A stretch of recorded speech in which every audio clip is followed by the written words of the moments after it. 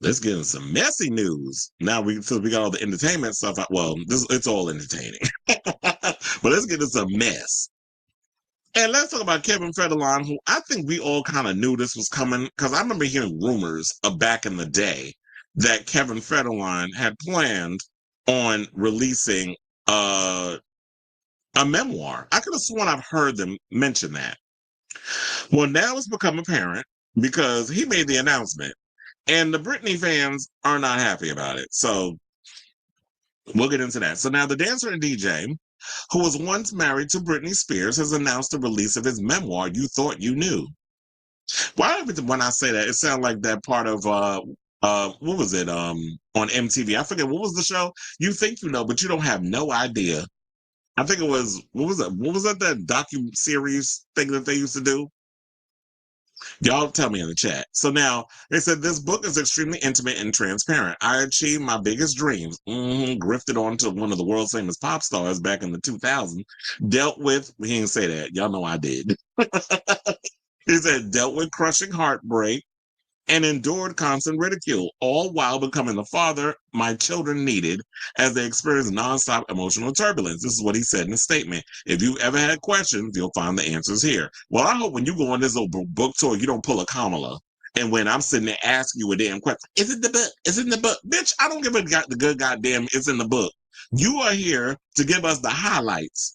So that way it drives us to go read the book. I don't want to keep it. Oh, it's in the book. You have to read the book. You already know, like, whenever we talk about memoirs on this show, that we always get the highlights and then we break it down. And then it's like, okay, now this is some juicy stuff. Now I'm gonna get the book. Similar to like when I got Wonder Woman and Me, all that stuff that was coming out about the book, that drove me to buy the book. Same thing with RuPaul with his memoir, his recent one. All that stuff that was coming out, I was like, let me go buy it, and I bought it. I don't care about Kamala Harris' book. And it's because that Stephen Colbert interview was a hot mess. And it's like she really does not know how to be, what's the word? It's just like she don't know how to be transparent with people and really like engage. It just felt like it was very much talking points that was given to you by your people when you get on TV. It felt a little too corporate. It felt a little too like disingenuous, and people want um transparency and genuineness from people that they're watching on TV, good, bad, or indifferent. But anyway, let's get into the rest of this. So You Thought You Knew is set to arrive Tuesday, October 21st via the new audio imprint Listenin. And that's exactly how it's spelled, the way I said it. Listenin, Listenin. According to a press release, the book will be deeply personal and emotionally grounded and will detail moments of his career. Mr. Popo had a career. I mean, we know you was a dancer, like you was the Chris Judd to Britney's Jennifer Lopez, but what career? I mean, yeah, he was a DJ at one point, and he was with Shar Jackson from Moesha. And then they said readers can expect to learn more about Federline's time dancing with the Say My Name Girls, which would be Destiny's Child and Michael Jackson, his marriage to Spears, and the fallout that came from their split. Now, Spears and Federline, as y'all know, were married from 2004 to 2007. The couple shares two boys, Sean Preston, who's 19, and Jaden James, who's 18. Federline is also the father of daughter Corey, who's 23, and son Caleb, 21. All spelled with K's, by the way. They were the Kardashians for the Kardashians with the Kardashians with them all in, well, not really, because they're older. They're all in their 40s. So I take that back. But they all kind of got the K thing. Anyway, those are the kids he shares with Shar Jackson. Now, in 2008, Federline married Victoria Prince, who he shares daughters Jordan 13 and Peyton 11. You Thought You Knew was set to be the debut release from Listenin, a new audio-first storytelling imprint from Barracuda Baby Production. So I think it's basically just going to be, you have to listen to it. Obviously, it says from Listenin. So I don't even think we could buy the book. We got to listen to it. Or maybe they will come out with hard and soft covers down the road. But in the meantime, I just feel like at this point, the way they talk about it's an audio-first storytelling imprint, which means I hope Kevin is a good reader because he's probably going to have to read his own book.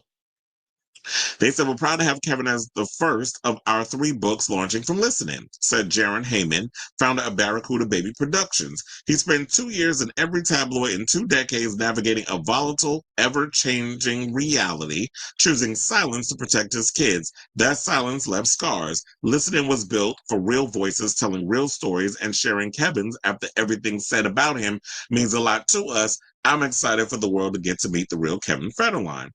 Well, that's good and all.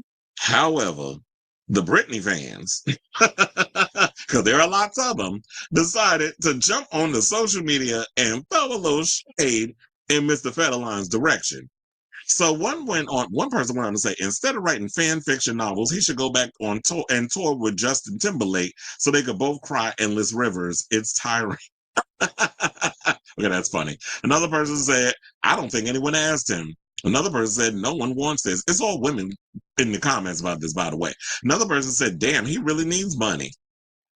Well, I guess when Britney's done paying all that child support, because the kids are old enough, which I remember hearing the stunt, that they were saying that the only reason why he left LA and decided to move to Hawaii, because there could be a little extra extension on the on the child support payments. And I'm hearing now that a lot of the Native Hawaiians are pissed because Hawaii is very uninhabitable. I can't even damn talk. Meaning that it's gotten way too expensive to live out there. And so I don't know how he's able to, well, I guess we do know how he's able to afford. Like being having kids and being married to Britney Spears, it affords you a lot of situations. So then another person, last but certainly not least, said nobody asked for this. He was a dancer, knocked up 2 celebrities, abandoned the first one, meaning Shar Jackson, and their kids while she was still pregnant, then married the more famous one and took her kids for the child support money. All that in one long run-on sentence. So basically, what this person named Sweet Tea is trying to say is that we don't need a memoir. You could basically write all of his entire situation in a pamphlet. Or a little 1-page pamphlet, and we good. You could have did an interview with People Magazine and told your story. You could have dug up Barbara Walters and had her corpse sit right across from him, and have somebody be the ventriloquist dummy or the ventriloquist voice and just imitate Barbara Wawa and basically answer the questions, and then we could have got the tea. But this is what we got. But here's the thing: I will say this, and don't act like I'm sitting here defending K-Fed, because I'm not. If Britney Spears was allowed to tell her side of the story, and the woman in me, which she has every right to, because there's been so many people running around with this narrative regarding her throughout her career, she had the right to tell her side of the story. And that's great. She did her thing. Now, if he wants to come out and tell his side of the story, he has a right as well. However, if you don't want to read it, or better yet, listen to it, because it's on listening, then you don't have to listen to it. You don't have to subscribe to the listening app or whatever the hell it's going to be on. And you don't have to listen to whatever it is that he plan on coming out with. Because I know I won't. What I'm going to do is I'm going to wait until that book come out. I already know the pundits are going to go on and they're going to give out the excerpts, and we'll sit and break it down on one of the future episodes. Then make it into a topic, and we'll talk about it here. Y'all be in the comments, giving y'all commentary on what I got to say regarding this story. So, you know what? I was thinking about kind of moving on. Well, actually, like splitting it, but no, let's just move on to the next topic. So yeah, drop your comments on that. And since we talking about Britney, I was like, let's get into this story regarding Britney Spears. So I'm just waiting for, the time when Britney actually gonna come out, and I'm sure she'll respond to this in one of those long run-on sentences that she has on her Instagram with some weirdo photos of herself twirling in the foyer in them Gerber baby panties and them ugly ass brown shoes she always wears, and probably, in a bunch of damn exclamation points she gonna put up in it. Y'all know the Britney routine. And then she'll say what she say, and then she'll delete it in a couple of hours, but we'll be on here talking about it. But with that all being said, with that, let's get into this other tea. So there's a rumor that's been floating around that Britney is set to perform at the VMAs. They were saying that she was going to be one of the secret performers at the VMAs, and that's supposed to be airing on September 2nd at the UBS Arena in Elmont, New York, which I already told y'all, I live literally 10 minutes away from UBS. So I could literally sashay my ass over there and be up in that building. I mean, I actually thought about working at UBS, but I was like, I got enough stuff on my plate. Because it's a part of my union. So they said, now, despite the chatter, because I never believed it, because I was like, ain't no way. Britney done said she ain't coming back, she ain't coming back. But they had to confirm it. So they said, despite the chatter, the 43-year-old Grammy winner was never approached by the award show to perform, was never on the performance list, and there are no plans in motion behind the scenes, according to TMZ. Now, Daily Mail has reached out to Britney's rep for comment on participating in the awards ceremony, which will be broadcast via MTV, CBS, and Paramount Plus. Over on the Twitter, fans were not surprised at the news regarding user Matt is Born to Die, that's his name, who tweeted she did say she was done with the music industry. She's worked very hard and suffered a lot at the hands of the industry. She deserves to just enjoy life. Now, another Twitter user by the name of Ariana Marie agreed, saying, how many times does she have to tell y'all she is done with the music industry? Another person by the name A Working Mother Too said, Britney told y'all she'll never come back to the music business, and I believe her. And another person by the name of Erica Joy 721 left a gif of Spears smiling uncomfortably. She let that do the talking. So it's like, yeah, I don't know at what point, why is it so hard for a lot of y'all to think that, yeah, Britney says she ain't coming back, she's done.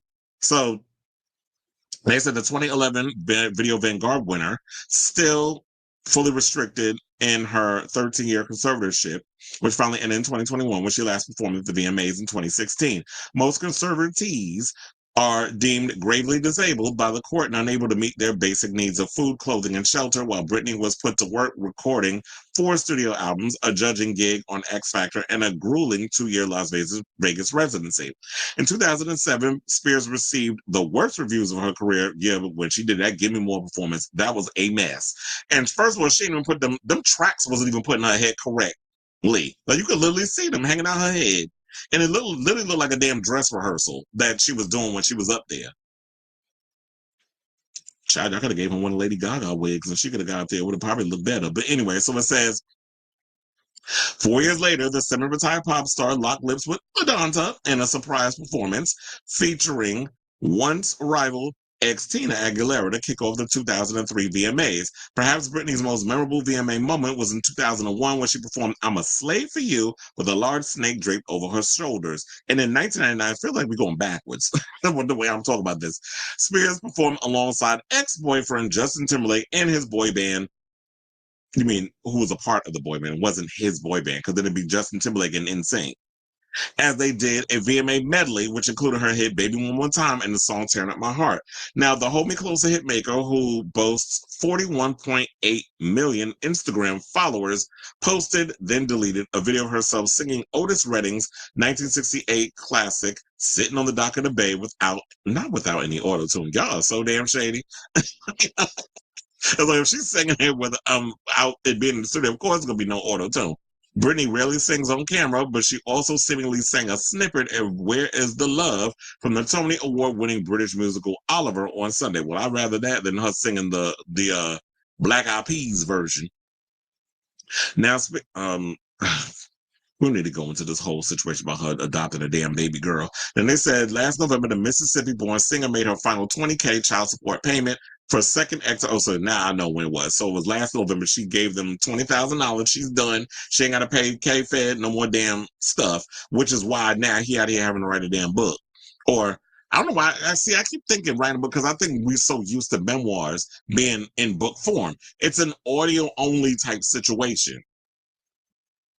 They also said she's set to launch her first ever jewelry brand, Be Tiny, featuring delicate, extremely different, and one-of-a-kind pieces. So you already know, like, all her hardcore fans, Crystal Vanity being one of them, is going to go and get the what is it called? I was going to say Be Scott, Be Tiny. And we're supposed to be, I don't know what's going on with the biopic. I don't know what's happening with that. That's supposed to be happening.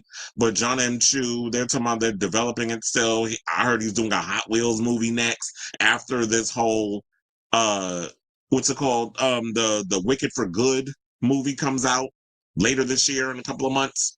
So yeah, he's supposed to be working on a Hot Wheels movie, and I don't know what's going to be happening with the Britney situation. I know it probably takes a long time to develop, so hopefully it won't take them as long as it's taking them to develop a Blade movie. But at the end of the day, yeah, I figured that she wasn't coming back. I knew that from the beginning with some BS. But for me personally, I didn't think it was her, but I did have. I feel like I've had this conversation on the show before, just probably in passing. I didn't make it a topic.